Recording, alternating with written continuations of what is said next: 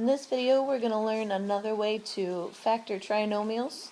It's called the AC method, and the reason that we call it that is because the first step involves multiplying the A value and the C value together. And this method is most beneficial when the A value of the quadratic trinomial is not 1. So let's look at this first example. 5x squared plus 16x plus 3. So in this case the A value is not 1, it's 5. And AC method is one of the best ways to try and factor something like this. As this video goes on, you may have to push the pause button in order to write down whatever notes are required on the sheet. So feel free to pause and fast forward and rewind as much as you need to. Step 1 in this process is to multiply the A and C values together. In this polynomial, 5 and 3 are the AC values. Multiplying those together gives you 15.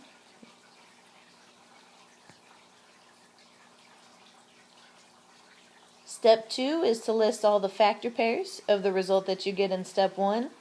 So in this case we need to list all the factor pairs of 15. We also need to make sure to account for all different sign possibilities.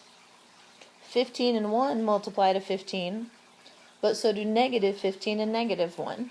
Both of those will give us a positive result, so we have to make sure to include both situations in our list. And then the other factor pair of 15 is 3 and 5.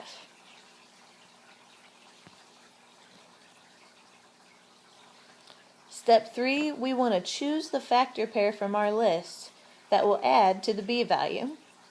In this case, the B value is 16, and so the factor pair that adds 16 is 15 and 1.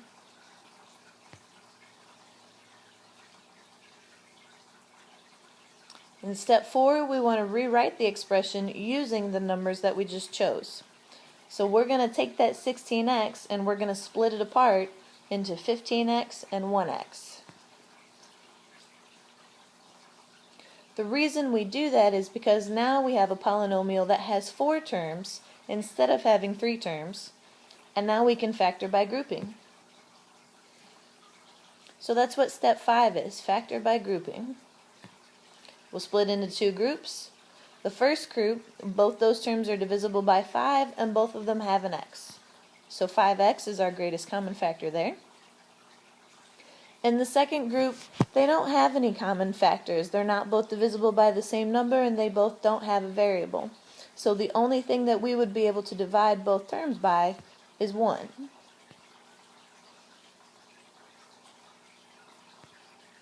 Then the last step in this process is to finish factoring by grouping by factoring out the greatest common factor.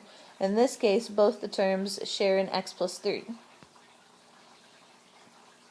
And so x plus 3 becomes one of our factors, and then 5x plus 1 becomes the other factor. Let's go ahead and try another example. 2x squared plus 11x plus 12.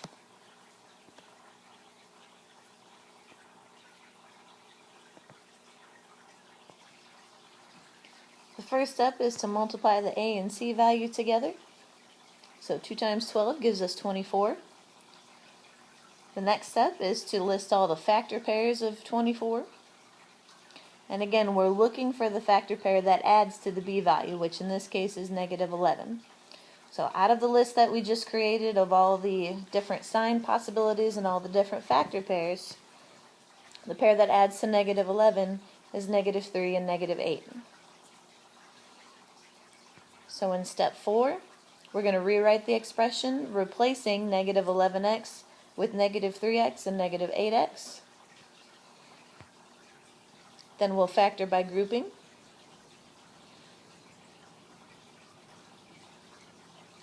And then factor out our greatest common factor.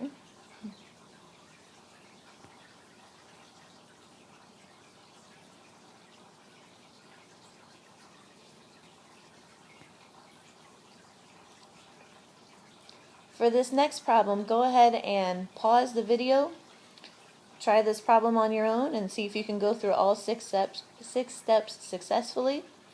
Once you're ready to check your answer, press play, and then you'll be able to follow along the video with the work and see if you got the right answer.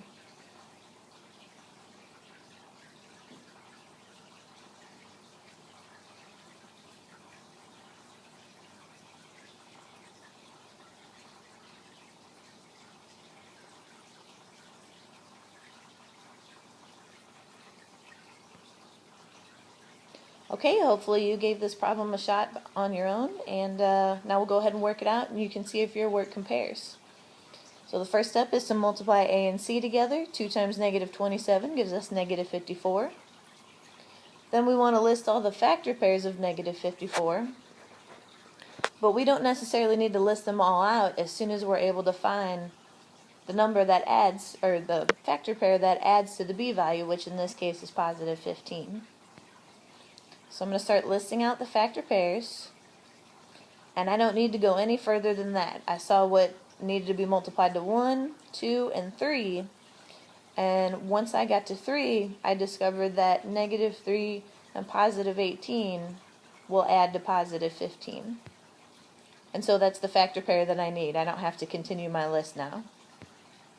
So I'm going to rewrite this expression, replacing the 15x with negative 3x plus 18x. Factor by grouping, and then factor out the greatest common factor between those two.